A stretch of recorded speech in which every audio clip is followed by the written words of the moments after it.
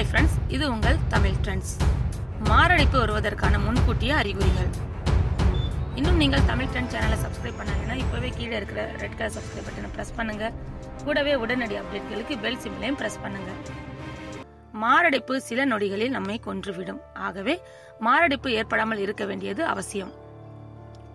இதயத்தில் உள்ள நாளங்களில் ஏதேனும் அடைப்பு ஏற்பட்டால் மாரடைப்பு ஏற்படும்.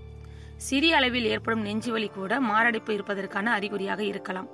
நெஞ்சுவலிதான் மாரடைப்பு வருவதற்கான முதல் மற்றும் முக்கியமான அறிகுறியாகும். நெஞ்சுவலியை சாதாரணமாக நினைக்க வேண்டாம்.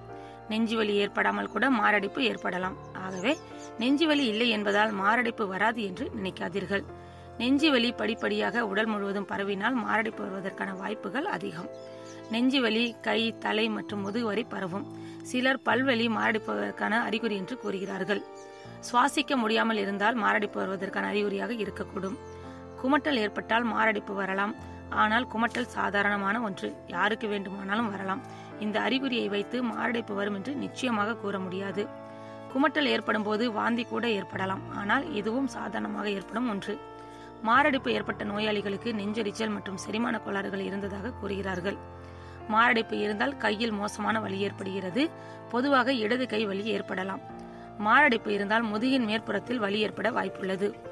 மிகவும் அதிக வியர்வை வியர்த்தால் மாரடைப்பு வருவதற்கான அறிகுறியாக இருக்கலாம். இந்த வீடியோ உங்களுக்கு பிடித்திருந்தால் லைக் பண்ணுங்க. வீடியோ பற்றிய கருத்துக்களை கமெண்ட்ஸ்ல பதிவிடுங்க. உங்க நண்பர்கள் பார்க்க ஷேர் பண்ணுங்க. மேலும் இது போன்ற வீடியோக்களுக்கு சப்ஸ்கிரைப் பண்ணுங்க தமிழ் ட்ரெண்ட் சேனலை. மீண்டும் மற்றொரு வீடியோவில் சந்திக்கும் வரை நன்றி, வணக்கம். இது உங்கள் தமிழ் ட்ரெண்ட்ஸ். இந்த வீடியோ உங்களுக்கு பிடித்திருந்தால் லைக் பண்ணுங்க. வீடியோ பற்றிய கருத்துக்களை கமெண்ட்ஸ்ல பதிவிடுங்க. உங்க நண்பர்கள் பார்க்க ஷேர் பண்ணுங்க. மேலும் இது போன்ற வீடியோக்களுக்கு தமிழ் ட்ரெண்ட் சேனலை சப்ஸ்கிரைப் பண்ணுங்க. மீண்டும் மற்றொரு வீடியோவில் சந்திக்கும் வரை நன்றி, வணக்கம். இது உங்கள் தமிழ் ட்ரெண்ட்ஸ்.